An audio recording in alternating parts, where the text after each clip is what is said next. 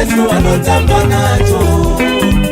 Icho chikomo chiremera chavari kure, vari petu vanotamba nacho. Dzimba vachivakira imomo, kune vachitsvakira imomo.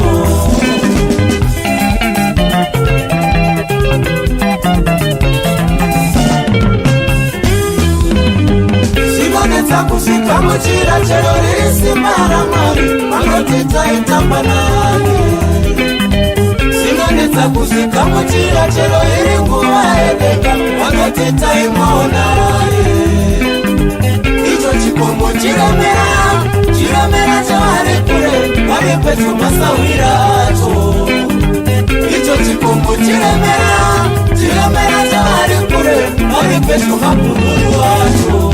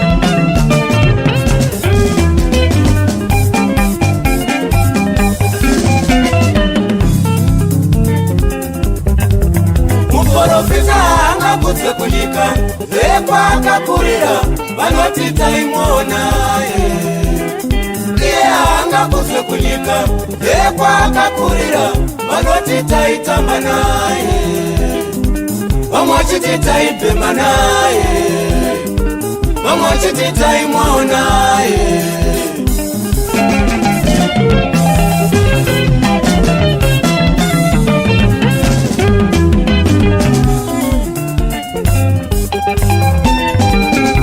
chikomo chiremera chavari kure, vari petu vanotamba nacho.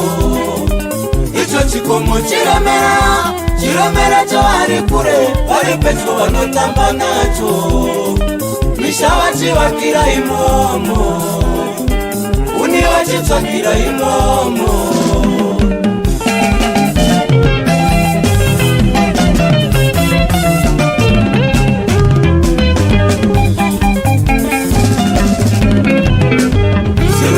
Kusvika muchira chero riri simba raMwari, vanoti taitamba naye. Zvinonetsa kusvika muchira chero iri nguva yedenga, vanoti taimona naye. Icho chikomo chiremera chavari kure, vari petu masawira acho. Icho chikomo chiremera chavari kure, vari petu mapururu acho.